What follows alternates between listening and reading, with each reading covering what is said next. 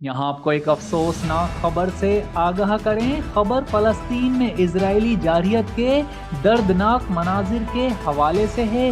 Rafa में भूख और इफलास से तरसते मासूम बच्चों और बेघर बच्चों की वीडियो ने दुनिया को झंझोड़ कर रख दिया। एक माह कबल शुरू हुए इजरायली हमलों से जहां हजारों फ़लस्तीनी शहीद हुए, वहीं दूसरी जानिब खाना, पानी और ईंधन की बंदिश ने हालात बद से बदतरीन बना दिए हैं। ऐसे में इमदाद की अदम फराहमी और बिजली पानी से महरूम गाजा की पट्टी के जुनूब में वाक़ राफा के रिहायशी बेबसी की तस्वीर बने हुए हैं। अरब मीडिया के इंस्टाग्राम पेज पर राफा की एक वीडियो शेयर की गई जिसमें एक प्लेट दाल के लिए बच्चों को लंबी लंबी कतार लगाए धक्कों की सूरत में एक दूसरे पर चिमटते देखा जा सकता है।